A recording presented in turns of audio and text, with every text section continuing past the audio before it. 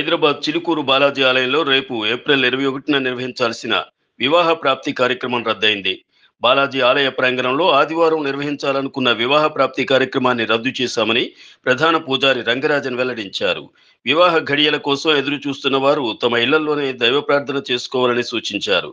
అయితే ఆదివారం సాయంత్రం జరగాల్సిన కళ్యాణోత్సవం షెడ్యూల్లో ఎలాంటి మార్పు లేదని, ఆ కార్యక్రమం యథావిధిగా జరుగుతుందని రంగరాజన్ చెప్పారు. సంతాన భాగ్యం కోసం తాము అందిస్తున్న గరుడ ప్రసాదం పంపిణీలో నిన్న తలెత్తిన ఇబ్బందుల వల్లే వివాహ ప్రాప్తి కార్యక్రమాన్ని రద్దు చేయాల్సి వచ్చిందని ఆయన వివరించారు.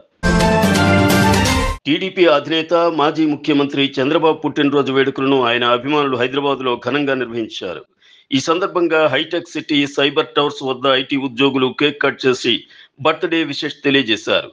హ్యాపీ బర్త్డే సిబిఎన్ అంటూ నినాదాలు చేశారు. ఈ వేడుకల తాలూకా వీడియోను సోషల్ మీడియాలో పోస్ట్ చేయడంతో అది కాస్త ఇప్పుడు వైరల్ అవుతోంది. మరోవైపు ఏపీ వ్యాప్తంగా చంద్రబాబు జన్మదిన వేడుకలను ఆయన అభిమానులు, టీడీపీ కార్యకర్తలు ఘనంగా నిర్వహిస్తున్నారు.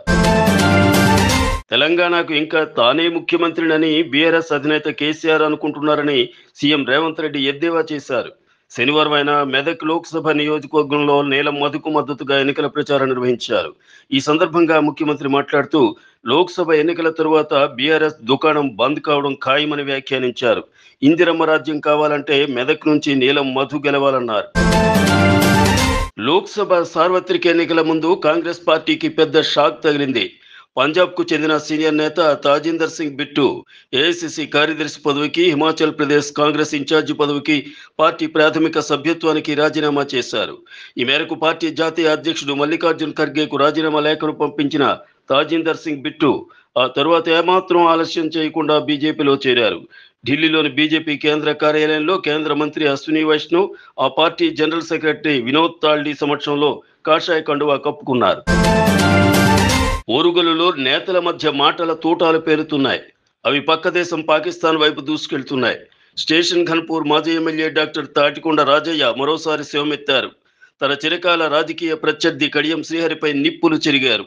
మీసం మెలేసి తొడగొట్టిన రాజయ్య కడియం శ్రీహరిని భూస్థాపితం చేసే వరకు వదిలే ప్రసక్తి లేదన్నారు. దమ్ముంటే తన పదవికి రాజీనామా చేసి తనతో పోటీకి దిగాలని సవాల్ విసిరారు. ఒకవైపు మాటల తూటాలు, మరోవైపు తనదైన శైలిలో స్టెప్పలేసి గులాబీ శ్రేణుల్లో జోష్ నింపారు.